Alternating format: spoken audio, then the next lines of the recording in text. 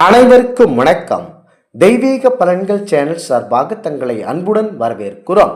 இன்று நம் காணொளியில் காண விரும்புவது எவையெல்லாம் கெட்ட சகுனங்கள் என்பதை பற்றி இந்த காணொளியில் பார்க்கலாம். வாருங்கள் காணொளிக்கு செல்லலாம். மறக்காமல் ஒரு சப்ஸ்கிரைப் செய்யவும். ஒரு சில நேரங்களில் நம்மை காப்பதற்காகவே மாபெரும் முட்டுக்கட்டையாக வந்து ஒரு சில இடையூறுகள் நடைபெறும். இப்படி நடந்து விட்டதே என நீங்கள் வருத்தப்படாமல் தலைக்கு வந்த ஒரு பேராபத்து தலைப்பாகையோடு போய்விட்டதே என நிம்மதி கொண்டு மகிழ்ச்சி பெற வேண்டும். நாம் முன்னோர்கள் ஆபத்து வரப்போவதாக சில எதிர்மறையான விஷயங்கள் நமக்கு நடக்கும் என்பதை பொறித்து சொல்லியுள்ளார்கள். இது கெட்ட சகுனமாகவே குறிப்பிட்டிருக்கிறார்கள். அந்த வகையில் கெட்ட சகுனங்கள் ஆபத்து வரக்கூடியதாகவும் அதனை உணர்த்தக்கூடியதாகவும் முன்னோர்கள் சொல்லக்கூடிய அந்த சகுனங்கள் என்ன என்பதை பற்றி பார்க்க வேண்டும். முதலாவதாக நம் ஏதேனும் ஒரு வேலையாக வெளியில் செல்லும் போது கால் தடுக்க நேர்ந்தாலும் தலையில் இடித்து கொண்டாலும் அதை கெட்ட சகுனமாக சொல்லி வைத்துள்ளனர். ஓரிரு நேரங்கள் அமர்ந்துவிட்டு தண்ணீர் குடித்துவிட்டு பிறகு வெளியில் கிளம்ப வலியுறுத்த சொன்னார்கள் பெரியோர்கள்.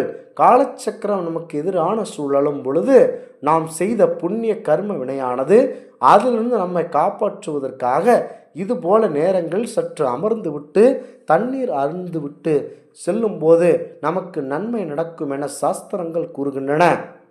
அடுத்ததாக வீட்டில் துளசி செடி இருந்தால் அது திடீரென காய்ந்து உலர ஆரம்பித்தால் அதுவும் கெட்ட சகுனமாகவே இருக்கிறது. நன்றாக இருந்த துளசி செடி திடீரென காய்வது குடும்பத்திற்கு கண்டிப்பாக ஆகாது. ஏதேனும் ஒரு நிதி சார்ந்த ஆபத்து வர காத்திருக்கிறது என்பதை தெரிந்து கொண்டு நீங்கள் பண ரீதியான விஷயத்தில் சற்று எச்சரிக்கையாக இருப்பது நல்லது. எந்த ஒரு விஷயத்திலும் நானே பார்த்து கொள்கிறேன், இவருக்கு எவ்வளவு பணம் வேண்டுமானாலும் தரலாம் என்ற மாதிரியான சூழல் சென்று மாற்றிக்கொள்ள வேண்டாம். அடுத்ததாக பணத்தை தொலைத்து விட்டு வருவது கெட்ட சகுனமாக இன்றளவும் பேசப்படும் மாபெரும் கருத்தாகவே இருக்கிறது.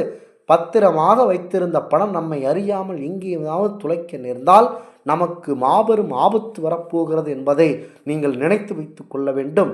கட்டுக்கடங்காத செலவுகளும் மருத்துவ செலவுகளும் வரக்கூடும் நீங்கள் பணத்தை தொலைத்து விட்டு அலைந்தால். நான்காவதாக வீட்டில் நெய் அல்லது எண்ணெய் இருந்தால் அது கீழே கொட்டக்கூடாது. கைதவறி நெய் எண்ணெய் போன்ற விஷயங்கள் கீழே கொட்டிவிட்டால் அதுவும் கெட்ட சகுனமாகவே நாம் எடுத்துக்கொள்ள வேண்டும். இது போன்ற விஷயங்கள் நடக்கும் பொழுது ஜாகிரதையாகவும் எதையும் கையாள வேண்டும். இது எல்லாம் என்ன நடக்கப் போகிறது? இவ்வாறு கூறுகிறார்களே, இவ்வாறு நடைபெற்றால் அது நமக்கு ஆபத்தை விளைவிக்குமா என்ற சந்தேகத்தில் நீங்கள் ஈடுபட வேண்டாம்.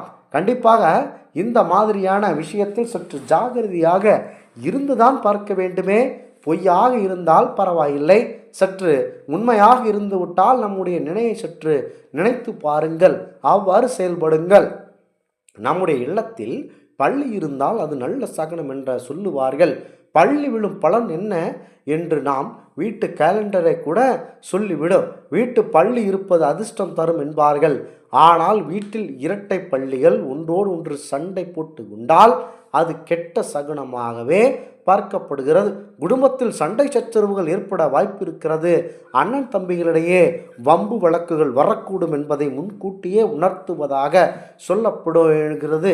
ஆதலால் பெரியோர்களாகிய நீங்கள் சற்று எவர் சண்டையிட்டு கொண்டாலும் ஆறுதலாக அவர்களுக்கு ஆறுதல் கூறி அவர்களை சமரசம் செய்ய நினைக்க வேண்டும். அடுத்ததாக பூஜை செய்யும் பொழுது ஆரத்தி காண்பிக்க வேண்டும். வீடு முழுவதும் எல்லா இடங்களிலும் கற்பூர ஆட்சி கொண்டு போய் காண்பிக்க வேண்டும். அப்போதான் வீட்டில் நேர்மறை ஆற்றல்கள் அதிகரிக்க ஆரம்பிக்கும். இப்படி ஆட்சி காண்பிக்கும் பொழுது ஒரு முறைக்கு மேல் சில நேரங்கள் நெருப்பு அணைந்து போகும். ஆட்சி அணைவது கெட்ட சகனமாக நம் முன்னோர்கள் சொல்வது அனைவருக்கும் தெரிந்த விஷயம். இது போன்ற சமயங்களில் குடும்பத்தில் உள்ளவர்கள் கவனமாக செயல்பட வேண்டும். எல்லா விஷயங்களும் முன்ஜாகிரதையாக இருப்பது நல்லது என பெரியோர்கள் சொல்லி வைத்திருக்கிறார்கள். நீங்கள் கடந்து செல்லும் பாதையில் அல்லது உங்கள் தருவில் இறந்தவர்கள் சடலத்தை வைத்திருந்தால் அதை பார்க்காமல் தவிர்த்துவிட்டு வேறு வழியில் செல்லக்கூடாது. இதுவும் கெட்ட சகுனத்தை குறிக்கிறது. ஒன்று துக்க நிகழ்வில் கலந்து கொண்டு சடலத்தை பார்த்து வர வேண்டும். இல்லையால் வெளியில் எங்கும் செல்லாமல் அன்றைய நாளை தவிர்க்க வேண்டும். இது போன்ற நிகழ்வுகள் நமக்கு பதட்டத்தையும் எதிர்மறை எண்ணங்களையும் அந்த நேரங்கள் தொற்றுவித்தால் நாராயண கவசம் படித்தால் துன்பங்கள் நீங்கும். குறிப்பாக இந்த மாதத்தில் கண்டிப்பாக பரம்பொருள் விஷ்ணு பெருமானை நினைத்து மனதில் அவரை நினைத்து செயல்பட்டால் அனைத்தும் நமக்கு நன்மைகரமாகவே நடக்கும். நம்முடைய அன்றாட வாழ்க்கையில் பல்வேறு ஏற்றத்தாழ்வுகளை சந்தித்து வருகிறோம்.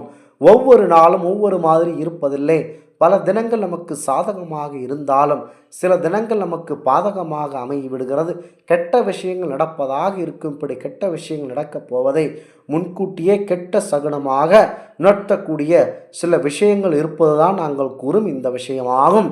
பொதுவாக நாம் வேலைக்கு அல்லது ஏதேனும் ஒரு விஷயத்தின் தொடர்பாக வீட்டை விட்டு கிளம்பும் போது கால் தடுக்கும், எங்கேயாவது இடித்து கொள்ளுதல் போன்ற விஷயங்கள் கெட்ட சகுனமாக பார்க்கப்படுகிறது.